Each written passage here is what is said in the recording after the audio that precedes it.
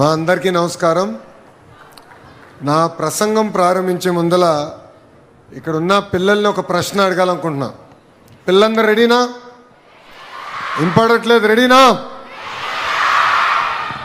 ఇక్కడ ఎంతమంది ఐఏఎస్ అధికారులు అవుతారో చేతులు పైకెత్తండి.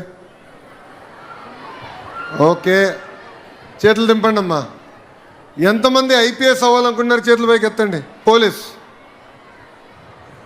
ఓకే, ఎంతమంది డాక్టర్లు అవ్వాలనుకుంటున్నారు? ఇంజనీర్, లాయర్లు తగ్గిపోయారు. ఓకే, మోస్ట్ ఇంపార్టెంట్ క్వశ్చన్ అడగబోతున్నా. ఎంతమంది రాజకీయాల్లోకి రావాలనుకుంటున్నారు? చేతులు పైకెత్తండి. ఇప్పుడు ఎత్తుతారులే అందరూ. ఎందుకు అడుగుతున్నానంటే, గౌరవ ముఖ్యమంత్రి గారు ఒక కుటుంబంతో కలిసారు. ఆ కుటుంబంలో 5 పిల్లలు. ఎవరు ఒక్కరు కూడా రాజకీయ నాయకులు అవుతారని చెప్పలా. గౌరవ ముఖ్యమంత్రి గారు పక్కన కూర్చొని కూడా అందరూ ఐఏఎస్ అధికారం అవుతాం, ఐపీఎస్ అధికారం అవుతాం అని చెప్పారు తప్ప ఒక్కరు కూడా రాజకీయాల్లోకి వస్తారని చెప్పలేదు.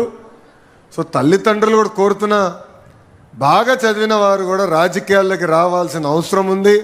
సమాజంలో ఏ మార్పు అయితే మనం ఆశిస్తామో అది రాజకీయాల ద్వారా మార్పు మనం సాధించగలుగుతామని ఈ సభాముఖంగా ఇక్కడున్న తల్లిదండ్రులందరికీ నేను తెలియజేస్తున్నా.